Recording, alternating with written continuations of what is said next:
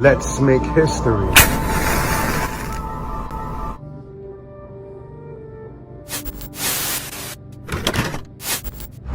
If you're watching this, probably should go back and watch part 1 first. But I wanted to touch on some things that I forgot to mention. This is the people's history of Spanish Harlem. And we do these videos because, you know, history gets reported. The history of major events is constantly getting reported every day, all day, but you don't hear about the people's version of what was going on in those same places. There were other major events that didn't get reported on. Some events were not so major, but still significant nonetheless. So this is why we do this. We don't really have a news platform, and on social media, most people don't use it to document some of the things that happened in the past. So, you know, I want to do that. It's a lot of stories, good ones and bad ones, over the years that need to be heard. So on part 1, one of the main things I speak about is Schomburg Plaza, which is now like a complex of luxury apartment buildings. It's 3 buildings. I mentioned how every year, mostly in the summer, some major tragedy would happen in Schomburg Plaza, and it would make the news, and it would be this big thing, right? Well, one of those years, the big thing that year was the Central Park 5. And I did know those guys. Well, really, I didn't know them. I knew 2 of them as far as, you know, interacting with them. But the rest of them, I definitely would see them around the neighborhood all the time. And one of them, Antron McCray, I grew up with him. He was a little bit older than I was, about I think a couple years older than I was, but he lived on 111th Street, a couple buildings down. I lived 16 West, 111th Street. He lived like 44 West, something like that. And his mother was a sweetheart. His father was like almost a pillar in the community somewhat, because he had a little league team. And I grew up playing a lot of baseball. The neighborhood I grew up in is a very baseball-oriented neighborhood. All the other sports are played too. Two-hand touch, football, basketball all day, but it's primarily a baseball neighborhood. You're in Spanish Harlem, so that's a big thing in Latin American culture. So Antron's father, we used to call him Tronny, by the way. On the block, we used to call him Tronny. He was really good at baseball. His father had a little league team. I was supposed to join. I never did. I had a bad habit of going astray, you know, but I got it together at some point. But that's another story. But yeah, his father Bobby. And then years later, I saw his mother. I was in a car driving by Franklin Plaza, and I was like, out the window, I said, hey, how you doing? Like, yo, how's your husband? I said, oh, he passed. That broke my heart. And I didn't get to say much to it because, again, I was inside I was in a van. So R.I.P. Bobby. I hope she's still alive. You know, I haven't seen Tronny in years. And when that happened, it was a big thing, and the news went around, and were talking to people in the neighborhood. I'm one of the people they talked to because they came to my school, and I'm one of the kids they had. I was at some conference, and I stood up and I talked. It was on the news, if somebody could dig it up. It still should be out there, and it was in the newspaper. So, you know, if you have any doubts, you can look this up. It was in the Daily News. I think it was the Daily News or the Post. Pretty sure it was the Daily News. And I forgot what news channel, probably all the news channels, but I basically just got up there for not even 5 minutes, and I was like, hey, you know, despite what happened, he was a good kid. I lived right there on the same block as him. His parents were solid, you know, and if it was something that he did, it was just a mistake. Something to that effect, I said. And it's funny because I was public speaking back then, and I didn't even know it. They say you know what your talents or your possible career path, the best career paths for you, you display at an early age. So parents, look out for that. There's a good book on that, by the way. Speaking of kids going astray, my man Tronny and myself. The book is called Mastery. The guy who wrote the 48 Laws of Power, which I'm sure most of you know about, Robert Greene, he wrote a book called Mastery.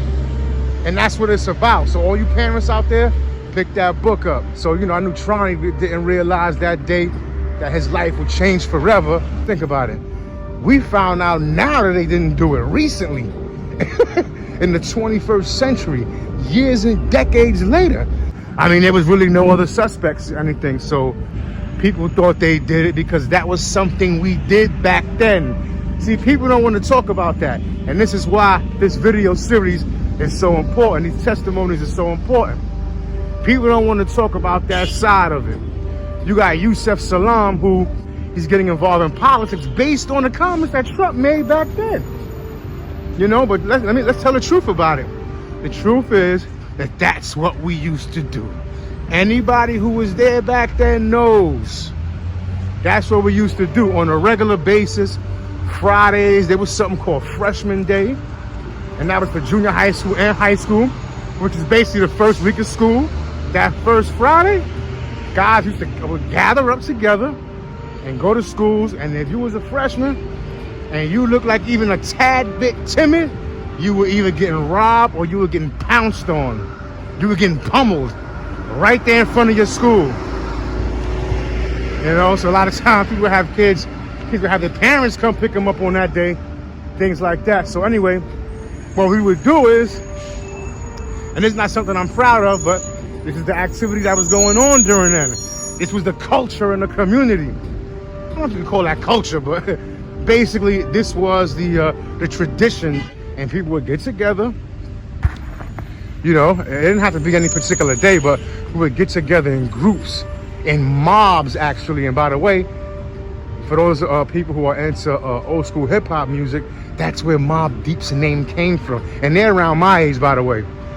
Me and Mobb Deep, R.I.P. Prodigy, we're around the same age. That's where their name comes from, Mobb Deep.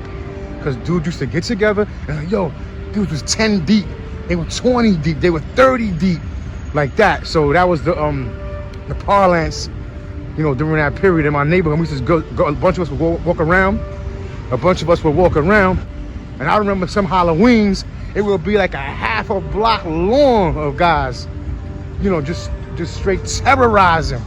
I remember one time seeing guys on top of the bus. I just say that to say, like, yes, they may not have raped that woman, but best believe they weren't in that park just going for a jog. They weren't in that park just to go play some baseball. No, that wasn't happening. So also another guy I knew, the other one I knew was Corey Wise. This what I'm doing now is for the sake of the history of the community and the neighborhood where we grew up that is already totally changed. So I want to capture some of those moments from back then when we were coming up. It was a special time, and it's like a relic. If you could take a period of time and put it in a museum, that would be something else. Maybe in the future you could do that with AI, but that's what I'm attempting to do. 111th and 5th Avenue. Totally different monster than what it is now. I spoke about on part one some of the songs that was a soundtrack back then, and that was Biz Markie was huge at the time. Another song of Biz Markie that when I hear it, it brings me right back to the time I'm telling you about, was Make the Music with Your Mouth Biz. Guys hanging out in Schaumburg Plaza, music blaring until like 3 in the morning, 3, 4 in the morning, and that's one of the main songs you will hear. KRS-One, Criminal Minded, about Boogie Down Productions technically, but it was KRS-One. A lot of freestyle music. Show me you really need me. That was my song. As far as R&B, Solid as a Rock. Also wanted to make a little note from the, I wanted to clear something up. On part one, I spoke about how my dad, he lived in Schaumburg in 1309, and he always felt like he gonna have to strangle somebody one day because, you know, just everybody behaving and being so boisterous all the time, just the atmosphere, you know. But I don't want to come off like we thought we were better than anybody, because we weren't. We were the same way, actually. And that's down to my grandmother even. Okay, so I just want to clear that up. Because when I was watching the playback, I I might have come off like it was like we were looking down on the people. And no. We were that way too. My father, though, you know, he was a social worker, so he had already been through all the street stuff and all of that, you know, the drugs and all that stuff. But he had cleaned up his life, and he became a social worker to help other families in the community obtain housing, you know, and just get basic advocacy and to get basic support on different levels of life. And but he went through it. I wound up going through it, and luckily my daughters did not. So I'm very, very so proud of my daughters. You know, I couldn't ask for anything more. And you know, the future looks bright. We don't have a rapper really that was able to tell our story on the world stage. Like people from Queensbridge could say, oh, Nas really, you know, painted that picture like a Rembrandt to show how it was back on those park benches back then. And the lingo and how people spoke and the attitudes and the feelings and the pent up emotion and the mind state of the community. You know, Bed-Stuy, forget it. They got Biggie and Jay-Z and Big Daddy Kane. The list goes on. That's another story. That's not fair, because the star has so much talent. Queens too. So, you know, you got the Bronx. People was able to tell that story. You got Pun, you know, Fat Joe. So KRS-One was South Bronx. But we never had that. There was a group called Troubleneck that were from Lima, and they had a video that did fairly well, but they didn't really make it to the level of, you know, international stardom or even nationwide. They kind of remained local. There was also Die Hard Records, you know. We had some attempts at it. I rapped for many years, actually, and we attempted to do this. We had a song, a bunch of us, R.I.P. DJ Rob De Niro, by the way, called Something Out of Nothing. And it was the talk of the town in the neighborhood for a few years even. There's a video on still on YouTube. You can check it out. We went by the name Team 110. We were trying to create like a Wu-Tang for our neighborhood. We did well, but so many guys, man, we just couldn't get along and couldn't agree on stuff. So, you know, it kind of dissipated, but it was fun times. And it was a good effort at it, you know. Spoke about Frawley Circle, which is that circular path that's between Schaumburg and the corner, the northeast corner of Central Park North, where the park ends. It's Frawley Circle. And he was like, that's Duke Ellington Circle. I had to laugh. Like, they changed that way later.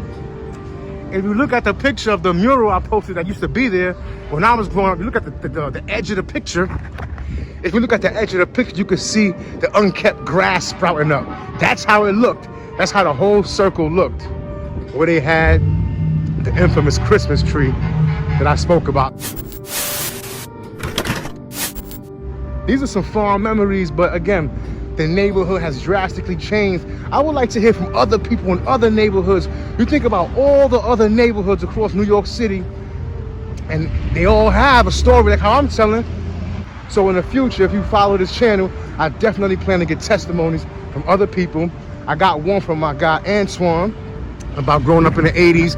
He speaks about the crack era and how his parents got, you know, got involved, unfortunately, into it, you know, and how it affected him.